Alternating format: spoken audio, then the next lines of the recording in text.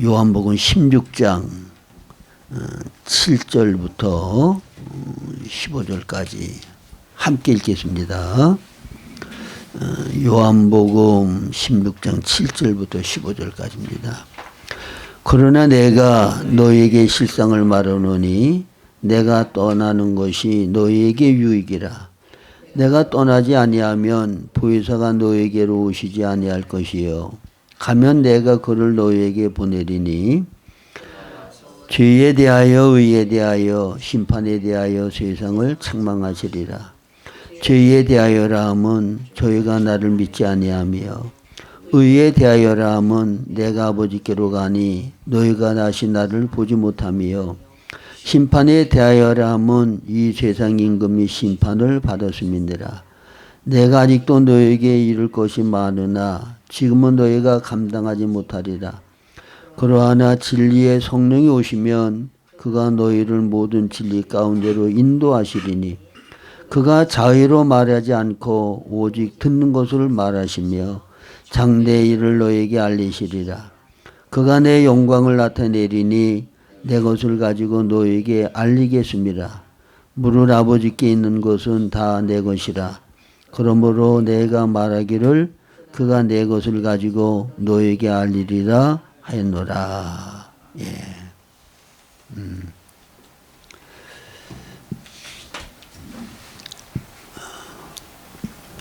오늘날 교회에 나와서 신앙생활을 한다는 사람들의 모습을 보면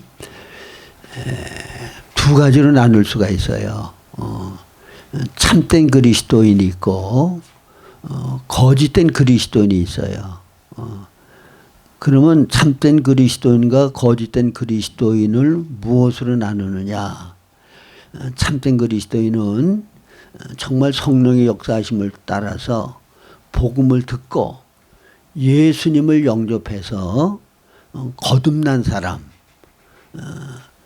성령이 우리 안에 생명으로 들어오셔서 내주하는 사람, 이 사람이 참된 그리스도인이에요. 이 사람만이 하나님의 자녀고 그리스도의 몸의 지체가 되고 왕국 백성이 되는 거예요. 그래서 그리스도의 생명이 없는 사람은 암만 교회 생활을 열심히 하고 봉사를 열심히 하고 충성을 다한다고 할지라도 그리스도의 생명이 없기 때문에 그 사람은 구원과는 관계가 없어요. 하나님의 자녀가 될 수도 없고 하나님 나라의 백성이 될 수도 없고 그리스도의 몸의 지체가 될 수도 없어요. 그런데 우리가 이와 같이 새 생명을 받아서 거듭나는 것은 요한복음 3장 3절 5절에 보면 물과 성령으로 거듭나지 아니하면 하나님 나라를 볼 수도 없고 들어갈 수도 없다 그랬죠. 그 다음에 요한복음 1장 12절 이하에 보면 영접하는 자 곧 그 이름을 믿는 자들에게는 하나님의 자녀가 되는 권세를 주셨으니 이는 혈통으로나 육종으로나 사람의 뜻으로 나지 아니하고 하나님께로부터 났다. 그러면 영접하는 자, 그 이름을 믿는 자, 예수님을 영접하고 믿는 거는 뭐가 역사해야 가능해요? 하나님의 말씀을 성령께서 우리에게 믿게끔 해주신 역사가 있어야 예수님을 영접하고 우리가 거듭날 수 있는 거예요. 제가 독산동에서 개척을 해서 이제 동산교회라고 이제 목회를 거기서 이제 했었는데 그때 청년들이 참 많이 왔어요. 청년들이 이제 대부분의 교인들이 다 청년들이었는데 근데 그 가운데 처음 동산교회 먼저 나와가지고 교회 생활을 하던 친구가 같이 일을 하는 이제 어떤 친구한테 우리 교회 한 번만 가자고 계속 이제 졸라가지고 하도 귀찮아가지고 그냥 한번 나가주지. 그래서 교회 한번 왔다가 이제 믿게 됐는데, 근데 아무것도 모르는 사람인데 제가 설교 가운데 우리가 예수를 영접하고 구원을 받아야 이제 천국에도 가고 하나님의 백성이 되고 구원을 받는 거라고 이제 그 얘기를 하는데, 그러면 우리가 구원 받는 거는 거듭나는 거라고, 거듭나지 아니하면 구원 못 받는다고. 그래서 이 친구가 거듭나는 게 뭔지도 모르면서 하나님께 기도를 했대요. 하나님, 목사님이 자꾸 거듭나야 구원을 받는다고 그러는데 나 구원받고 싶은데 나 좀 거듭나게 해달라고. 거듭나려면 어떻게 하면 되는 거냐고. 그러면서 하나님을 직접 상대해서 자기가 기도를 했다고 그러더라고요. 뭘 모르면서도. 그러는 가운데 자기의 죄가 깨달아지고 정말 예수님이 자기의 모든 죄를 다 담당하셔서 씻어주셨다고 하는 그게 깨달아지고 회개를 하고 자기가 정말 거듭난 체험을 했다 그러더라고요. 그러고 나니까 마음이 얼마나 평안하고 기쁨이 충만한지 말할 수가 없었다고. 그래서 그때 딴 친구들은 이제 공장에서 오늘은 바쁘기 때문에 주일날도 일을 해야 되니까 교회 가지 말라고. 근데 이 친구 혼자 왔어. 나는 하나님 주일날 가서 예배드리고 하나님 섬겨야 되는데 주일날은 성수하는 거 끝까지 지켜야 된다고 그러고, 딴 사람들은 안 나와도 이 친구 혼자 나왔어. 이게 거듭난 체험을 하고 성령이 그 안에 역사하니까 담대함이 생기고, 그리고 주님을 사랑하는 마음이 생겨서 어떤 방해가 있어도 그걸 이기면서 믿음 생활을 하더라고요. 그래서 반드시 거듭나려고 하면 말씀 가운데 성령이 역사하셔서 우리 안에 그리스도의 생명이 들어오셔서 우리 안에 역사를 하셔야 거듭난 성도로서 하나님의 자녀가 되는 거예요. 근데 저는 고등학교 2학년 때 1962년도예요. 그때 하나님 앞에 열심히 기도를 해서 정말 주님이 나한테 인격적인 변화도 갖게 하시고 주님이 주시는 평강과 기쁨으로 내 심령이 충만한 생활을 할 수 있었는데, 근데 제가 성경을 몰랐어요. 그래서 어떤 사람이 나보다는 성경도 많이 알고 영적으로 많이 성숙했다고 생각하는 사람이 구원을 받으려면 성령 세례를 받아야 된다. 성령 세례를 받았으면 어떤 증거가 나타나는가 하면, 성령 세례를 받을 때에 사도행전 2장에 나타나는 건 뭐냐, 몸이 뜨거워지든가 무슨 혈유바람 같은 것이 내 몸을 휩싸든가, 그리고는 방언을 하든지 무슨 신비한 체험이 신체적으로 경험되어진다는 거예요.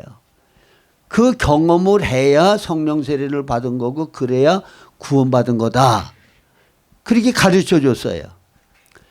그래서 나는 성령 세례를 못 받았으니까 나는 구원을 못 받았다고 생각을 하고, 그리고 성령 세례를 받으려고 열심히 정말 기도를 했어요. 근데 여러분, 복음을 듣고 예수님을 영접한 사람은 구원을 받은 겁니까? 못 받은 겁니까? 맨 처음에 복음을 듣고 예수님을 영접할 때 그 사람은 성령을 받은 거예요? 못 받은 거예요? 예? 에베소서 1장 13절에 보면 그 안에 너희도 진리의 말씀 곧 너희의 구원과 복음을 듣고 그 안에서 또한 믿어 약속의 성령으로 인치심을 받았으니, 진리의 말씀 곧 너희의 구원의 복음을 듣고 그 안에서 또한 믿어, 복음을 듣고 예수님을 영접할 때 성령의 인치심을 받은 줄로 믿으시기 바랍니다. 복음을 받고 예수 그리스도를 내가 주인으로 영접했을 때 그때 성령의 인치심을 받는 거지 성령을 따로 받는 거 아니에요. 근데 이 두 가지를 알아야 돼요. 성령의 역사에 대해서. 하나는 맨 처음에 예수님을 영접할 때 내주하시는 성령, 그 성령의 인치심을 받아요. 이거는 그 요한복음 14장 16절에 보면 내가 아버지께 구하겠으니 그가 또 다른 보혜사를 너에게 보내사 영원토록 너희와 함께 있게 하시리라는 말씀이 있어요. 또 다른 보혜사를 너희에게 보내사 영원토록 너희와 함께 있게 하신다. 그러니까 요한복음 3장 16절은 하나님이 세상을 이처럼 사랑하사 독생자를 주셨으니 이는 누구든지 저를 믿는 자마다 멸망치 않고 영생을 얻게 한다는 거죠. 이거는 예수님이 우리 위하여 십자가의 대속의 죽음을 죽으셨기 때문에 누구든지 예수님이 어떤 분이고 우리 위하여 무슨 일을 했다고 하는 것을 믿으면 그러면 우리가 영생을 얻는 거예요. 근데 요한복음 14장 16절은 이렇게 믿는 자에게는 다른 보혜사 성령을 우리에게 주셔서 영원토록 우리와 함께 있게 하신다. 이게 복음을 받아들일 때 예수를 영접할 때 요한복음 3장 16절 말씀을 믿을 때 보혜사 성령이 여러분 안에 내주하셔서 영원히 함께 하시는 줄로 믿으시기 바랍니다. 그러니까 예수님을 영접하고 구원받은 사람은 다 성령을 받은 사람들이야. 보혜사 성령이 내주하셔서 영원히 함께 하셔요. 그 다음에 성령의 사역 가운데 또 하나는 예수님께서 사도들에게 예수께서 나와 일러 가라사대 하늘과 땅의 모든 권세를 내게 주셨으니 그러므로 너희는 나가 모든 민족에게 복음을 전해서 아버지와 아들과 성령의 이름으로 세례를 받고 구원을 받게 하라고 말하죠. 내가 분부한 모든 것을 가르쳐 지키게 하라. 그러니까 복음을 전하고 그들로 하여금 예수님을 영접하게 하고 그리고 그들을 잘 양육해서 예수님의 제자가 되도록 하라고 하는 것이 예수님이 승천하시기 마지막 때 말씀하신 내용이죠. 그러면 이 사역을 바로 감당하려고 그러면 어떻게 되느냐. 제가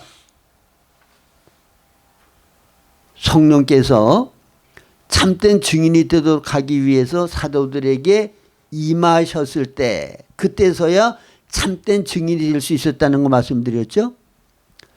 그러니까 사도행전 1장 8절에 보면 성령이 임하시면 너희가 권능을 받고 예루살렘과 온 유대와 사마리아와 땅끝까지 이르러 복음의 증인이 되리라. 자, 마지막 때에 예수님께서 복음을 전하여 또 그들을 제자로 삼아서 주님께서 가르쳐 주신 모든 것을 가르쳐 지키게 하라. 이 사역을 감당하려고 그러면 뭘 받아야 된다고요? 사도행전 1장 8절은 뭐라고 그래요? 성령이 임하시면 권능을 받고 그 다음에 예루살렘과 사마리아와 땅끝까지 이르러 복음의 증인이 되리라. 성령의 능력을 받지 아니하면 성령의 역사하심이 우리 가운데 함께하지 않으면 복음의 증인으로서 역사를 할 수 없단 말이에요. 예수를 영접하고 구원받게 하는 것은 성령님이 하시는 거지 사람이 할 수 있는 거 아니에요. 나는 심었고 아볼로는 물을 주었으되 자라게 하시는 분은 하나님이시다. 이게 복음을 전하는 거 우리를 통해서 복음이 전달돼야 돼. 근데 복음을 듣는 사람들이 예수를 영접하고 구원받는 역사는 누가 하시는 거예요?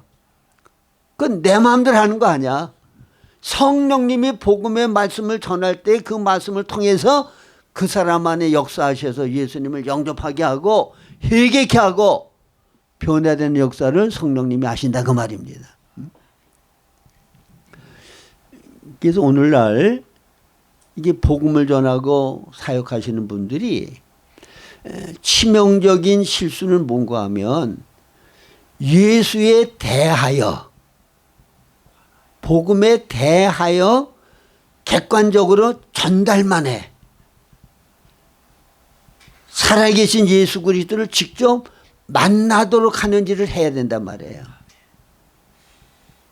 성령님이 직접 이 말씀을 통하여 말씀을 듣는 사람에게 예수 그리스도를 직접 만나게 하는 역사를 해야 된다고 말해요. 그러면 성령님을 힘입지 아니하면, 성령님이 나를 통하여 역사하지 아니하면 이와 같은 생명 역사는 나타날 수가 없게 되는 거예요.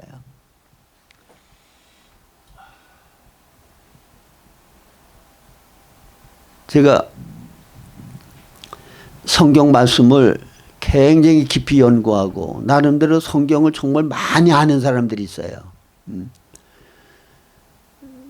근데 그렇게 성경은 깊이 연구하고 또 남들이 모르는 많은 진리를 아는데 그런 사람들이 사역하는 데 이렇게 참석해 보면 지식 전달은 받을 수 있어. 몰랐던 지식을 많이 얻을 수 있어. 근데 그 안에 성령의 역사하심이 없기 때문에 생명 공급이 안 돼. 메말라 있어. 성령님이 역사하셔야 됩니다. 예수님께서도, 예수님은 하나님이면서 사람이잖아요. 그런데도 공생에 사역을 하시기 전에 뭘 받으셨어요? 침례받을 때 성령님이 비둘기같이 임하셔서 그 다음에 성령의 인도하심을 따라서, 성령의 역사하심을 따라서 모든 사역을 하셨어요. 그러니까 예수님은 우리 삶의 본이 되실 뿐만이 아니라 또 주의 일을 하는 사역에도 예수님이 본이 되시는 거예요. 예수님이 성령을 힘입어서 모든 사역을 하셨다고 하면 우리도 복음을 전하고 성도들을 영적으로 성장시키기 위하여 섬기고 봉사를 할 때 성령의 능력을 힘입어서 해야 된다고 말입니다. 그래야 열매가 나타나는 거예요. 그래 역사가 있는 거야. 그래서 바울 사도가 자기 지식으로 인간적인 방법으로 복음을 전하다가 거기에서 아무 열매도 없고 사역의 실패를 경험하고 난 다음에 내가 성령의 능력을 힘입어서 그리스도와 그의 십자가 외에는 아무것도 내가 전하지 않기로 작정했다. 그리스도와 그의 십자가를 전할 때 성령님은 무슨 일을 하시죠? 그리스도가 행하신 모든 역사를 우리 안에 실제가 되게 하는 역사, 예수 그리스도를 증언하는 역사가 바로 성령의 역사란 말이에요. 그래서 아버지 하나님은 기뻐하는 목적과 뜻을 이루기 위하여 목적과 뜻을 계획하셨고, 성자 예수님은 아버지의 목적하고 계획하신 바 뜻을 다 객관적으로 이루어 놓으셨고, 그 다음에 예수님이 이루어 놓으신 모든 역사를 성령님이 생명의 교통을 통하여 우리 안에 실제가 되어지고 누림과 체험이 되도록 하는 역사가 성령의 역사란 말이에요. 그러니까 성령의 역사하심이 없으면 예수님이 우리 위하여 행하신 모든 구원의 역사가 우리 안에 실제가 되고 체험이 될 수 없다고 말입니다. 그러니까 성령님이 우리 안에 직접 역사하시게 하려고 그러면 어떻게 해야 되느냐? 제가 보니까 직접 하나님과 내가 직접적인 관계를 가져야 돼요. 직접적인 관계를 가질 수 있는 건 뭐예요? 기도죠. 제가 주일학교 때부터 교회를 다녔는데 그냥 뭔지도 모르고 그냥 뭐 동화도 해주고 뭐 주일학교 다니는 게 재밌고 또 안 가면 우리 어머님 막 책망을 하니까 그냥 주일학교 때부터 교회를 다닌 거야.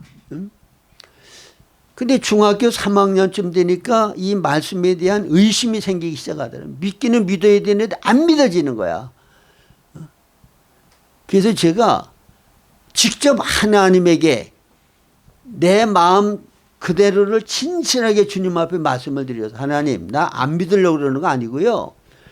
나는 되도록이면 믿고 싶은데 이게 믿어지지 않고 자꾸 의심이 나는데 이걸 어떡합니까? 하나님을 상대로 해서 내 마음을 직접 그대로 고백하고 주님과 관계를 가졌단 말이야.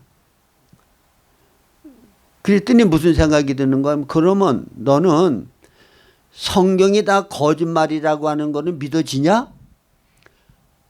그런 생각이 들어와 가지고 가만히 보니까 그건 더 안 믿어져. 그러니까 보니까 내가 안 믿는 게 아니라 믿는 거로구나. 마귀는 우리에게 내가 정말 믿어도 안 믿는 사람으로 만들기 위해서 자꾸 의심을 넣어줘. 마귀가. 제가 그때 깨달았어요. 그래서 하나님과 직접 관계를 가지면 하나님께서 살아계신 분이니까 우리에게 반응이 있으셔. 살아계신 하나님이 아니라면 반응이 있을까요? 없을까요? 부처에게 뭐 암만 무슨 3,000배를 하고 해도 누나는 깜짝하네. 예? 아무 반응 없어. 하나님은 살아계신 분이기 때문에 하나님을 향하여 우리가 뭔가를 말하고 관계를 가지면 하나님은 우리에게 반응하시는 역사가 있단 말이에요. 그게 바로 성령을 통해서 우리로 하여금 예수님을 믿게끔 만들고 모든 역사를 하신단 말이에요. 자, 그러면 성령님께서 내 안에 내주하시고 내가 예수님을 영접했고 나와 함께 하신다고 하는 증거들이 성경에 많이 나타나는데, 근데 첫째로 성령님께서 나와 함께 하시는 증거, 내가 정말 거듭나고 하나님의 자녀가 됐다고 하는 증거가 있는데 그 첫째가 뭐냐? 성령께서 우리 안에 계심을 어떻게 알 수 있느냐? 첫째는 하나님을 아버지라고 부르는 것이 성령이 내주하시는 증거예요. 자, 갈라디아서 4장 6절 한번 읽어봅시다. 내가 너희가 아들이므로 하나님이 그 아들의 영을 우리 마음 가운데 보내사 아빠 아버지라 부르게 하셨느니라.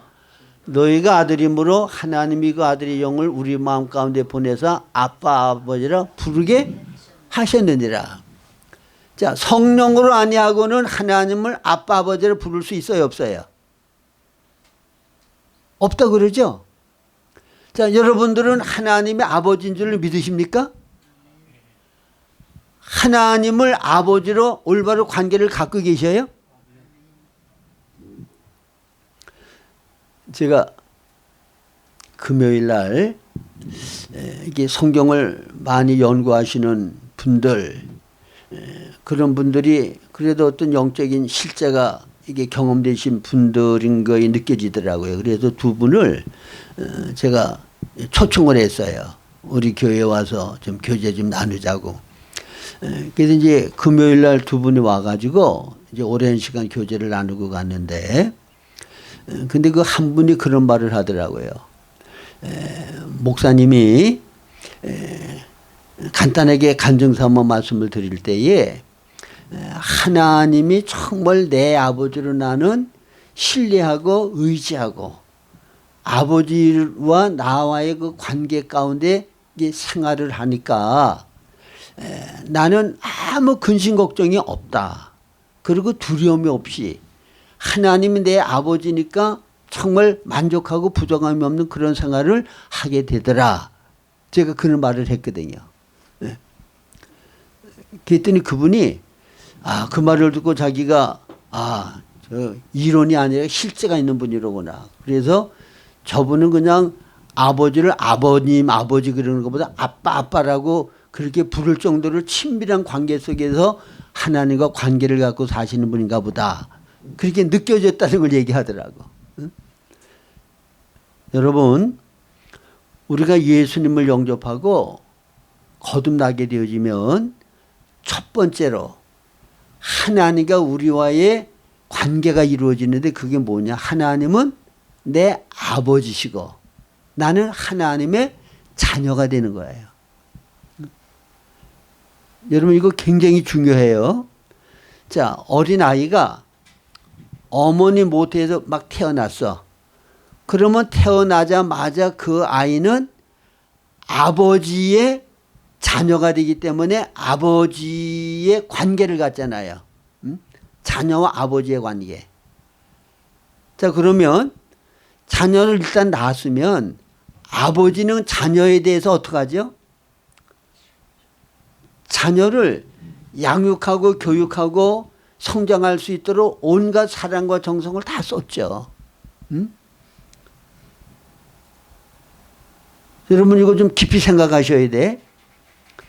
저는 우리 이유정 자매님 이제 집에 가면 가자마자 제일 먼저 이렇게 살펴보는 게 뭔가 하면 화초 구경부터 해. 들어가자마자 화초 구경부터 이렇게 한다고. 왜 그런가 하면 자녀가 없고 생명이 있다고 하는 거는 화초밖에는 집에 없으니까 자식보다 내가 보기에는 더 사랑하고 더 귀하게 여길 것 같아. 언젠가 가니까 감기가 들었는데 왜 감기 들었냐 그랬더니 아예 화초 좀 따뜻하게 하려고 문을 열어놓고 잤더니 베린다하고 연결이 되니까 그래서 감기가 들었다 그러더라고. 화초 따뜻하게 해주기 위해서 내가 조금 추운 것도 견딜 정도로 화초를 위했다고. 그러니까 거기 화초들이 어떻게 써요? 생명이 충만해가지고 화초들이 이렇게 보면은 아우 나는 사랑을 받아가지고 이렇게 행복하게 잘 자랍니다 하는 표현이 예쁜 꽃들을 피우고 이파리들이 싱싱하게 살아 움직여. 사랑받은 증거가 나타나. 제가 그걸 보고 야, 저 보잘것없는 화초에도 내 소유라고 해가지고 그렇게 아끼고 사랑하고 돌보는데 하나님이 여러분들을 얼마만큼 사랑하실 것 같아요? 얼마만큼 위하고 여러분들을 돌보실 것 같아? 예? 하나님의 사랑이 어떤 사랑인지를 우리들이 다 잊어버리고 살아. 응?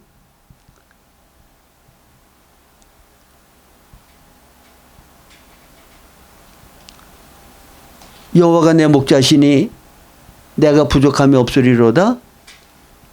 시편 23편 다윗의 고백이죠. 여호와가 나의 목자시니 내가 부족함이 없으리로다. 이의정 자매님의 집에 있는 화초들은 아유 이의정 자매님이 예? 나의 주인이시니 내게 부족함이 없으리로다. 어?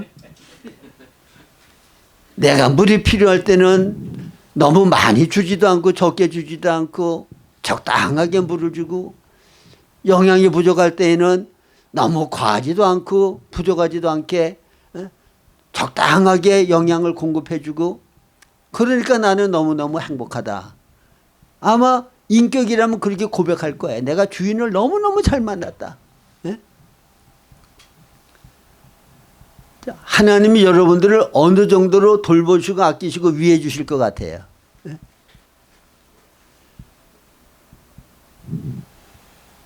그래서 하나님께서 하나님은 그렇게 우리를 사랑하시고 위하고 돌보는데 그 사랑을 깨닫지 못하고 알지 못하기 때문에 안타깝고 답답하셔서 너희는 자식이 떡을 달라고 그러면 돌을 주고 생선을 달라고 그러면 뱀을 줄 자가 있냐.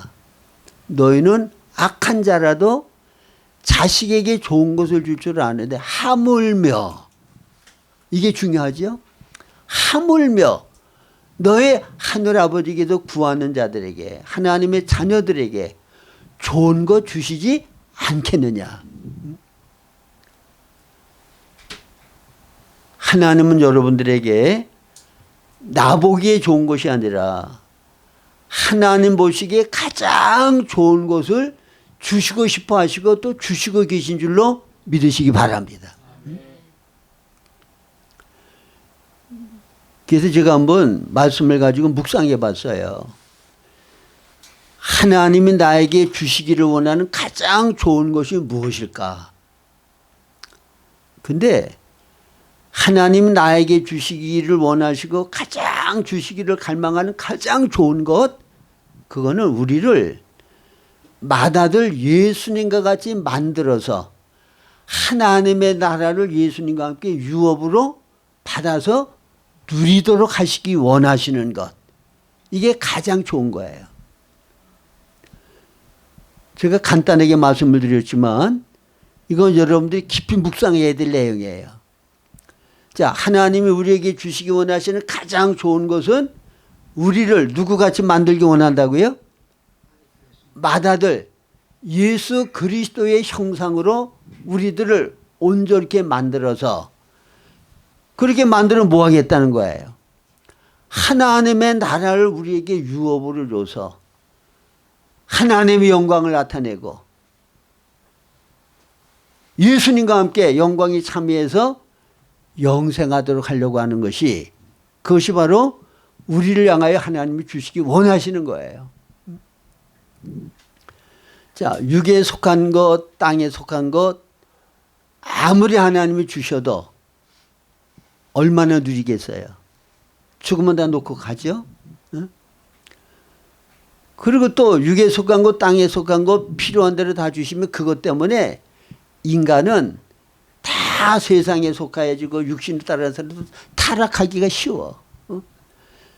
그래서 이 세상은 우리를 그리스도 형상으로 변화시키기 위한 목적으로 하나님이 모든 환경을 안배하시는데, 거기에는 많은 시련도 있고 고난도 있고 부요도 있지만 가난도 있을 수 있고 질병도 있을 수 있고, 세상에 일어나는 모든 어려운 환경들이 다 우리가 거쳐야 될 환경일 수가 있다고 말해요.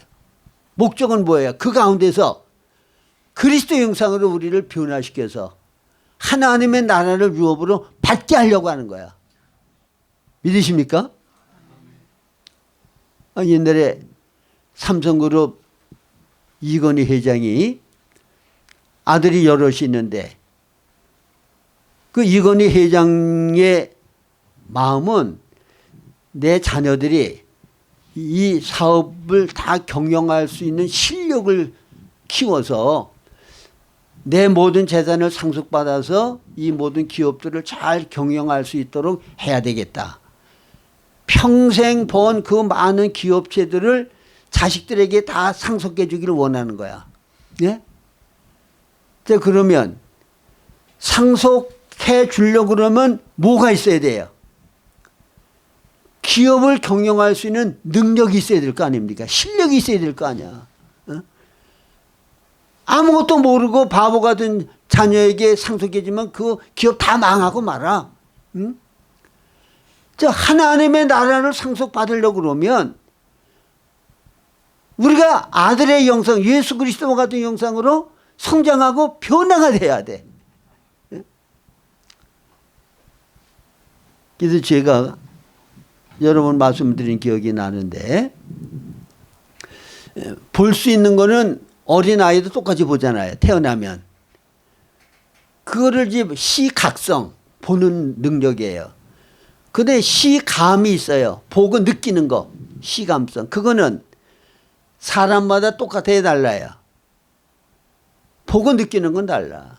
어린아이가 피카소 그림을 감상할 수 없어. 명화를 감상할 수 없어. 응? 좋은 음악을 똑같이 듣지만은 음악을 듣고 감동을 받아서 눈물 흘린다거나 그런 건 어린아이는 없어. 왜? 듣는 능력이 달라. 하나님의 나라를 우리에게 유업으로 주신다고 할지라도 천국을 누릴 수 있는 실력이 없으면, 그러면 우리에게는 별로 의미가 없는 거예요. 주신 것을 누릴 수 있는 실력을 키워야 돼. 영적인 능력을 키워야 돼. 지금도 여러분 똑같아요. 똑같이 예수님을 영접하고 하나님을 아버지라고 부르는데 어떤 사람은 아버지의 풍성함을 날마다 마음껏 누리면서 행복한 그리스도인의 삶을 사는데 어떤 사람은 매일 아버지의 사랑을 의심하고 하나님은 나한테 너무나도 아버지라 그러면서 인색하다고 불평이나 하면서 사는 사람도 있어. 이유가 뭐냐? 영적인 성장의 차이야. 영적인 실력의 차이야.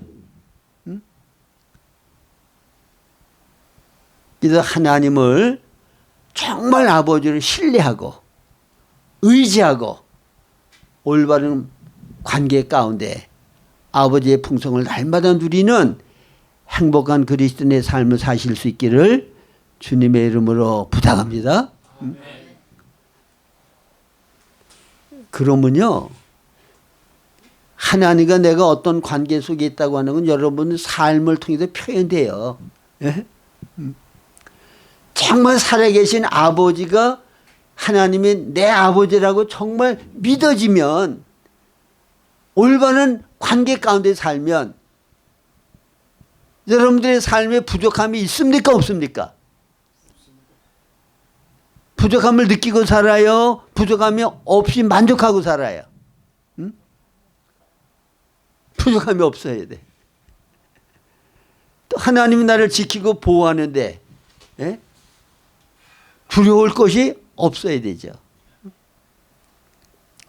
그리고 필요한 것이 있으면 아무것도 염려하지 말고 기도와 간구로 감사함으로 아뢰라.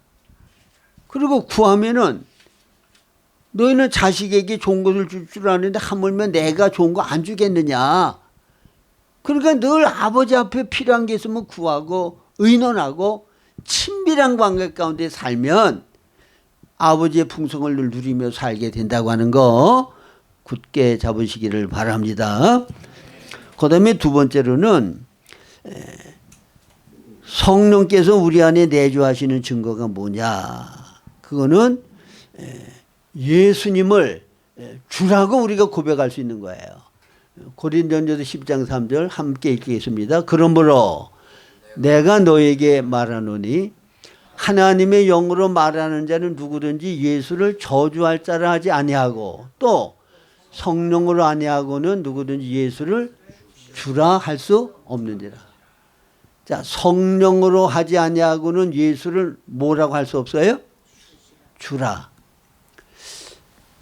여러분, 요 하나님을 내가 아버지로 인정하고 대우하고 관계를 갖는 거하고 또 하나는 예수님을 내가 주로 인정하고 주인과 종으로서의 관계를 갖고 사는 것, 이거는 굉장히 중요한 거예요. 그래서 제가 자주 말씀을 드리죠. 로마서 14장 9절에 예수님이 십자가에 죽고 부활하신 것이 죽은 자와 산 자의 뭐가 되려 하심이더라? 주가 되려 하심이더라. 그래서 천국 생활은 주님이 예수님이 다스리는 통치 아래 사는 것이 천국 생활이에요. 그래서 로마서 14장 17절에는 하나님 나라는 먹고 마시는 것이 아니라 성령 안에서 의와 평강과 희락이라. 의와 평강과 희락을 누리는 것은 예수님이 다스림 안에 있을 때 의와 평강과 희락을 우리가 누리게 되는 거야. 응?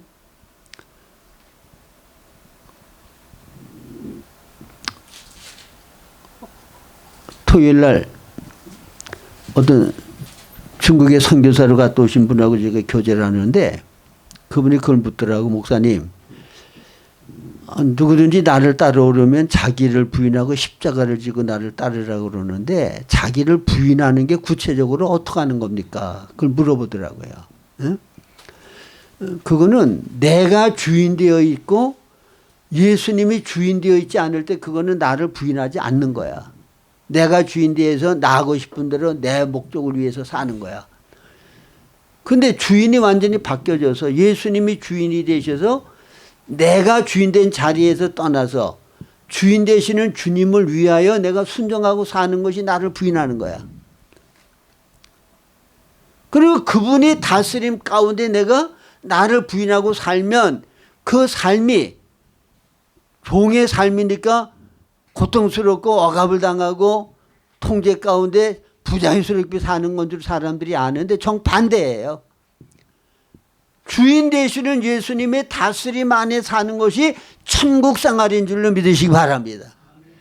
이건 경험으로 하는 거예요. 주님의 다스림 받고 있을 때가 가장 행복한 시간이야. 가장 즐겁고 가장 만족한 시간이 된단 말이에요. 그러니까 여러분 지금 주인이 누가 되어 있죠? 주님께서 여러분들 안에서 원하시는 일을 마음대로 하실 수 있습니까? 아니면 내 뜻에 안 맞으면 주님의 뜻을 거절하고 내 뜻대로 행합니까?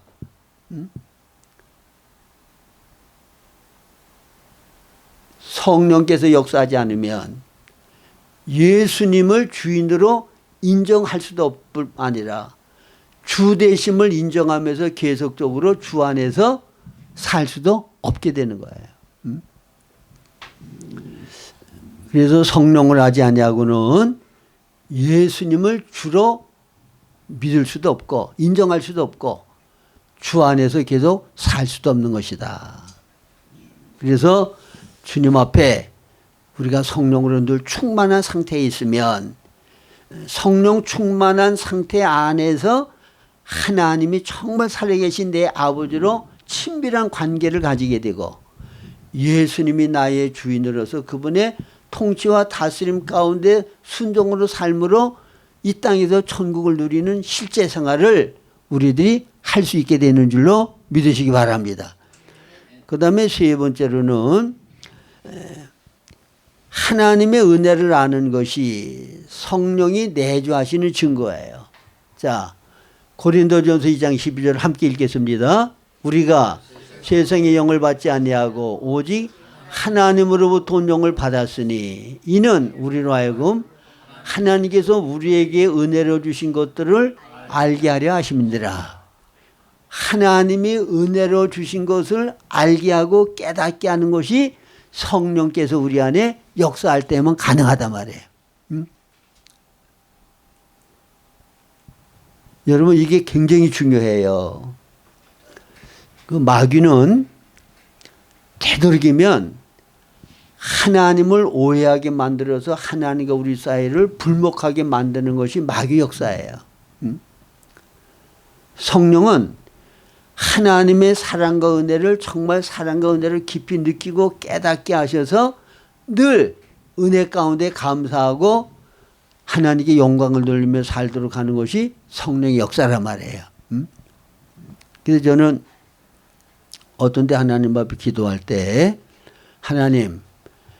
하나님께서 아무리 독생자를 주기까지 나를 사랑하셨다고 그러고 정말 조건 없는 사랑으로 무한한 사랑을 나에게 쏟아 부어주신다고 할지라도 내가 하나님의 그 사랑을 바로 느끼지 못하고 깨닫지 못하면 어떻게 그 사랑에 대하여 감사하고 감격할 수가 있습니까? 도리어 하나님의 그 사랑을 오해를 해서 하나님은 나에게 대해서 인색하신 분이고 되도록이면 뭐든지 좋은 걸 안 주려고 하는 분이라고 내가 그렇게 깨달아지고 믿어지면 그렇게 하나님을 오해하면 실제적으로 하나님과 나는 어떤 관계 속에서 살게 돼요. 하나님은 나한테 인색하고 되도록이면 아무것도 안 주려고 하시는 분 섭섭하게 느낀단 말이에요. 그러니까 하나님의 사랑을 사랑으로 은혜를 은혜로 느끼게 하시는 분, 깨닫게 하시는 분이 누구라고요? 성령님이에요. 그래서 성령에 충만한 사람은 하나님의 사랑과 은혜를 정말 깊이 느껴서 그 사랑과 은혜에 감격하면서 하루하루를 살아. 여러분 바울 사도의 서신을 보면 나는 죄인 중에 괴수였는데 나 같은 것을 하나님의 은혜로 이방인의 사도로 삼아주신 것은 말로 할 수 없는 그분의 은혜다. 바울 사도는 늘 하나님의 사랑에 감격 가운데 살았거든요. 그게 어떻게 그럴 수 있었어요? 성령께서 그 사랑을 은혜로 사랑으로 깊이 느끼고 깨닫게 하심으로 말미암아 그 사랑에 감격하여 살 수가 있었단 말이에요. 그래서 여러분들에게 하나님의 사랑과 은혜에 대하여 감격이 없고 깨달음이 없고 하나님께 대하여 불만 불평이 생긴다고 하면 성령이 충만치 못해서 그래요. 마귀의 참소와 마귀의 역사를 내가 받아들여서 그래.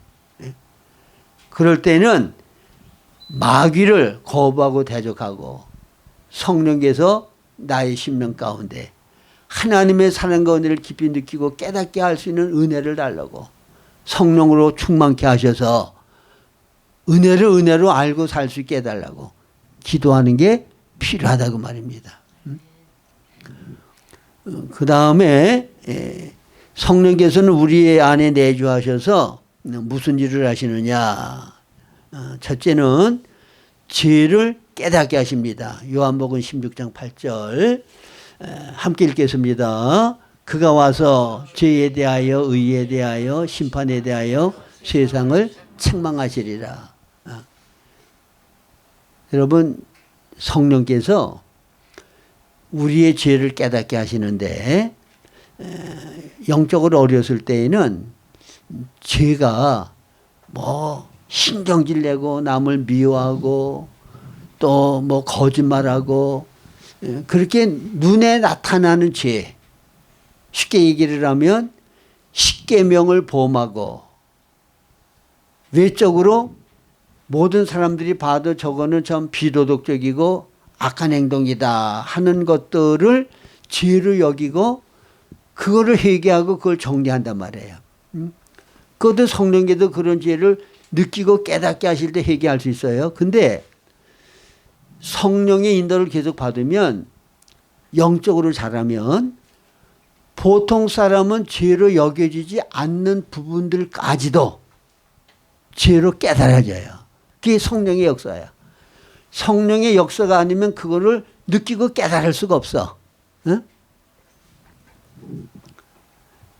중국에 선교사로 가서 거기도 특별히 대학생들 젊은 사람들 선교를 해서 그들이 예수님을 영접하고 구원받고 성령 세례까지 받아서 다 방언들을 말하고 그래서 아주 그 열매가 아주 풍성하게 많이 맺어지는 그런 사역을 했더라고요. 근데 이제 중국이 그렇게 어려움을 당하니까는 한국에 와가지고 지금 한국에서 사역을 하고 있는데 중국에서 자기가 복음을 전해서 열매 맺었던 사람이 한국으로 유학을 와가지고 지금 대학교 다니고 그러는 청년들이 있어가지고 그게 나와요. 근데 뭔 얘기를 하는가 하면 자기는 중국에서 열악한 환경에서 복음을 전하고 그들을 섬겨서 그들이 자기의 영적인 사역의 열매라는 거야. 그러니까 자기의 자랑과 멸류관이 됐다는 거야. 어? 자기 사역의 존재 이유가 그들의 열매를 통해 가지고 찾게 된다는 거야. 잘못된 데가 있습니까 없습니까? 근데 뭘 얘기를 하는가 하면 성령께서 빛 비춰 주시니까 그렇게 자기가 사역의 열매로 인하여 만족하고 그것이 내 기쁨과 자랑이 되어져 있는 그것이 영적으로는 잘못됐다고 하는 느낌이 든다는 거야. 성령이 역사하지 않으면 그런 느낌 못 가져요. 그럼 뭐가 잘못되느냐? 바울 사도는 하나님이 내게 주신 은혜가 헛되지 아니하여 내가 다른 사도보다도 많이 수고했지만 내가 아니요 나와 함께 하신 하나님의 은혜로라. 그 모든 열매는 주님이 맺게 하신 거고 주님이 하신 일이기 때문에 그로 인하여 내가 내 영광과 내 자랑으로 삼으면 안 된다는 거야. 주님이 하신 일입니다. 모든 영광은 주님께 돌려야지. 그러니까 많은 잘못 중에 하나가 뭔가 하면 주의를 하는 사람들이 그런 열매가 있으면 나는 하나님 앞에 이렇게 쓰임받은 사람이다. 이게 강조점이야. 쓰임받은 사람이다. 주님이 부족한 나 같은 사람을 통하여 이런 일을 주님이 하셨다가 아니라 주님 앞에 나는 이와 같이 쓰임받은 사람이다. 어? 너희들 나만큼 쓰임받은 사람 있어? 있으면 나와봐. 어? 의식되는 거. 그 자기 영광이야. 나 높아지는 거야. 내 자랑이야. 응? 바울 사도는 그게 아니고 다른 사도보다 정말 목숨 걸고 고난과 시련을 많이 겪으면서 충성 다 했어. 더 많이 수고했어. 근데 그건 내가 한 거 아니야. 나와 함께 하신 하나님의 은혜가 한 거야. 하나님의 은혜가 했다고 하는데 강조점이 있는 거야.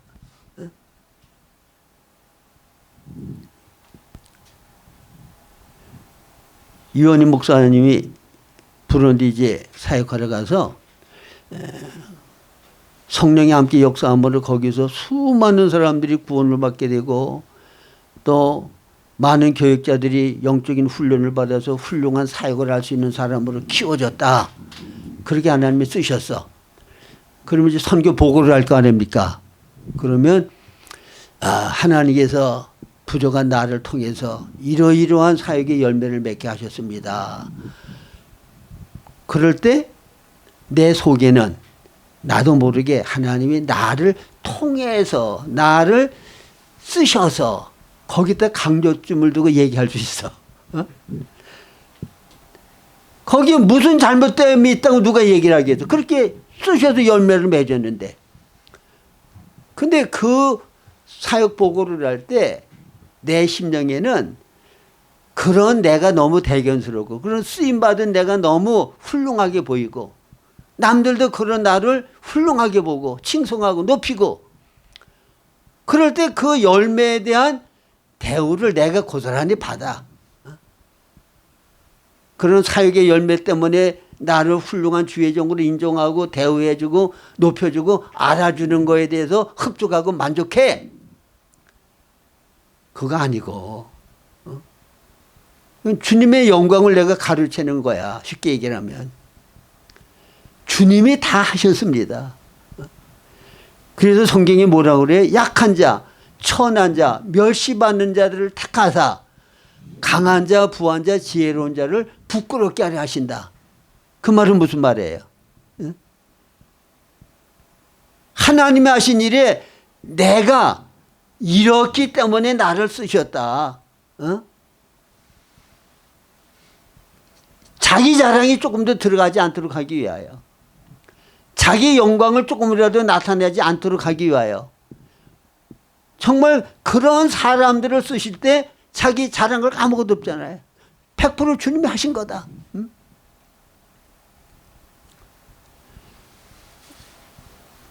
그래서 하나님께서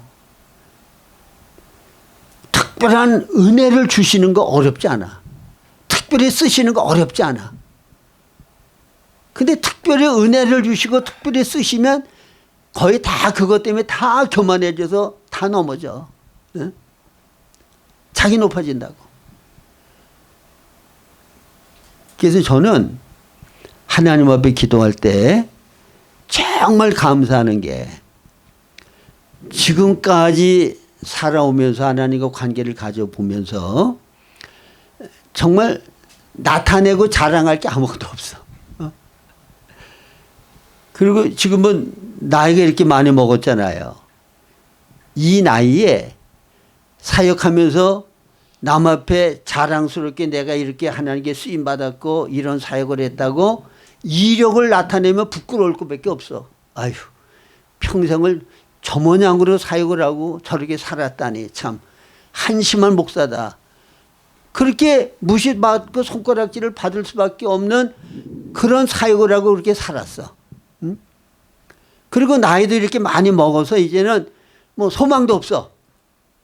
근데 그런 삶을 살고 이렇게 나이가 많이 들었는데 이제 나를 주님이 변화시키시고 온전케 만들어서 쓰셔서 주님이 무슨 열매를 맺게 하신다 그러면 그러면 그건 100%다 주님이 하신 일이야. 내가 암만 생각해도 그건 주님이 하신 일이지 내가 했다고 얘기할 수가 없어. 조금 더 자랑거리가 없어. 누가 나를 그렇게 칭송하고 높인다 그러면 난 부끄러워서 아이고 내가 평생을 이렇게 살고 이렇게 사역을 했고 나이 많아서 이런 열매가 있고 이런 역사가 있으면 그건 다 주님이 하신 거지 그 나한테 조금 더 뭐 훌륭하다는 소리지 그런 거 하지 말라고. 어? 아마 그렇게 말할 수밖에 없을 거예요. 그렇죠? 그래서 저는 지금 굉장한 기대와 소망을 갖고 있어. 하나님 이제 나를 변화시켜서 주님이 쓰시면 이건 고스란히 100% 주님만이 영광 받으십니다. 어?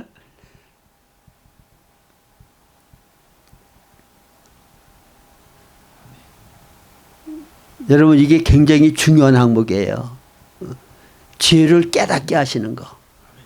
영적으로 성장하면 성장할수록 은혜를 많이 받으면 받을수록 성령께서 그럴 때 범하는 정말 좌우의 날선 검이 아니면 분별할 수 없는 남들이 볼 때는 지혜로 인정할 수도 없는 그런 부분까지도 성령님께서는 느끼게 하시고 깨닫게 하셔서 하나님 앞에 회개하고 옳은 길을 갈 수 있도록 인도하시는 분이 성령님이시라고 말해요.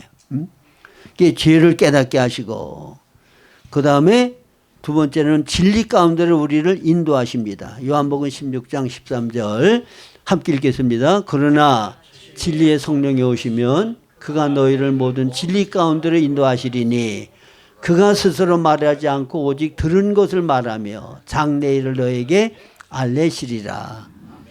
자, 진리의 성령. 진리는 뭐가 진리예요? 진리는 요한복음 14장 6절에 보면 내가 곧 길이요 진리요 생명이니 예수 그리스도가 진리예요. 그 다음에 요한복음 17장 17절에 보면 예수님께서 이른 말씀이 진리, 성경 말씀이 진리예요. 그 다음에 여기는 진리의 성령이 오시면 성령님이 진리야. 그래서 성경이 말씀하는 진리는 예수 그리스도가 진리고 또 하나는 하나님의 말씀이 진리고 또 하나는 성령님이 진리예요. 그래서 여러분들이 데살로니가후서 2장에 보면 사탄에게 거짓 것에게 미혹받는 사람들은 왜 미혹을 받느냐? 진리의 사랑을 받지 아니하고 진리를 좋아하지 아니하기 때문에 미혹을 받는다고 말씀하셔요. 진리의 사랑을 받지 아니하고 진리를 좋아하지 않는 사람들에게 미혹을 하나님이 두셨다고 그랬어. 왜? 거짓 것을 좋아하는 사람들 다 미혹받아서 멸망받게 하기 위해서. 그러니까 진리를 따라 살아야 돼. 예수님이 보증이 되시고 하나님의 말씀이 보증이 되고 성령님이 그 가운데 함께하는 역사가 있어야 우리가 진리 가운데 바로 사는 거예요. 그러니까 진리의 성령께서 진리이신 예수 그리스도를 하나님의 말씀대로 우리에게 깨닫게 하시고 진리 가운데로 인도하시는 역사를 하신다. 그래서 하나님의 말씀 맞지 아니하면 주님의 성품에 맞지 아니하면 성령님이 그 가운데 함께 하시지 아니하면 그거는 다 미혹된 사탄의 역사고 잘못된 것이라는 것을 기억하시기를 바랍니다. 그 다음에 세 번째 마지막으로는 성령님께서 하시는 일은 뭐냐? 주님을 영화롭게 하십니다. 요한복음 16장 14절 함께 읽겠습니다. 내 영광을 나타내리니 내 것을 가지고 너희에게 알리겠습니다. 자, 예수 성령님은 성령님 자신을 영화롭게 하기 위해서 오신 거 아니고 또 지난번에 말씀드린 대로 성령의 체험을 하고 성령의 쓰임받은 사람을 영화롭게 하기 위해 오신 거 아니고 예수 그리스도를 영화롭게 하기 위해 오셨단 말이에요. 성령 충만하다는 사람이 성령의 능력 받았다는 사람이 예수 그리스도를 바르게 증거하고 예수를 영화롭게 하지 않으면 그 사람은 성령의 사람 아니야. 성령님은 그렇게 역사 안 해. 그래서 여러분들이 성령이 충만하게 되어지면 이상에 말씀드린 이와 같은 모든 내용의 실제를 경험하고 이와 같은 성령이 하시는 사역을 여러분들을 통하여 하게 되므로 예수 그리스도를 영화롭게 하고 진리를 따라 살고 그 다음에 첫 번째 말씀드린 거 죄를 깨닫게 하셔서 모든 죄에서 떠나 성결한 거룩한 삶을 살 수 있도록 역사하신다는 거 기억하시고 내가 뭘 하려고 하지 마시고 성령의 충만함을 구하시기 바랍니다. 술 취하지 말라 이는 방탕한 것이 오직 성령의 충만함을 받으라. 성령이 충만케 되어서 성령이 나를 통하여 이런 일을 하시게 하면 되는 거예요.